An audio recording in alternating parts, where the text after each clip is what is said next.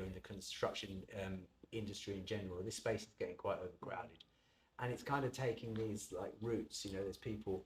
This is my own opinion, but people get well known on social media, and they start to change. I mentioned this recently in a podcast, and they start to change, and they sort of lose sight of what it was they set out to do.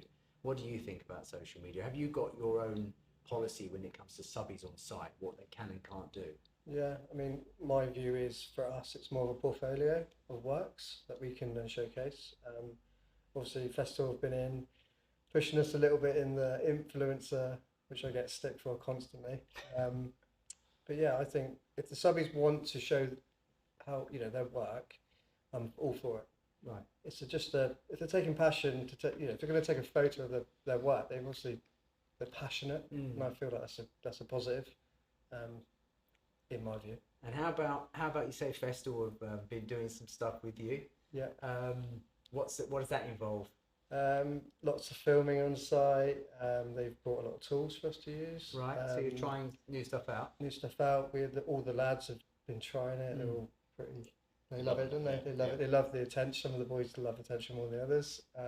There's a lot of shorts on site. Is there? So we're talking about Cornwall here, aren't we? Yeah, that's it. We're going to do a calendar, I think. I think that'd be a great idea. So talking about some of the kit, right? Go back one step to ICF. How did you cut the stuff? So we cut it with the installation saw. Okay.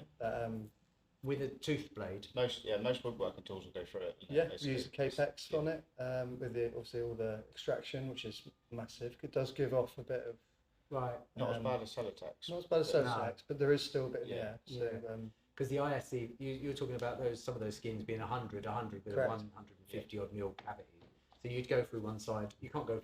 You do a flat, do you? Before you put them together, you cut the Capex 120 will get through it and just leave a little bit where you can just nick it off with a knife. Okay. And the ISC 240 coats with anything. Oh, that's because it's long bladed. Yeah. Oh, that's brilliant. We can use that on the long rail and you cut it for length and stuff. You have to leave all the windows. I don't quite know for what reason, but you have to actually leave the window edges like a little bit long. Yeah. And then you put a cavity closer in, which stops the concrete coming out of the window edge. Oh. And then they get cut off afterwards, and that worked an absolute treat going up the window edges. Yeah.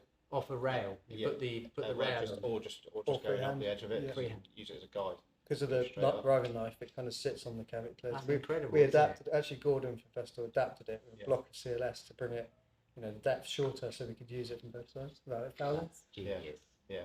You can always rely on Gordon for good ideas. That's for sure.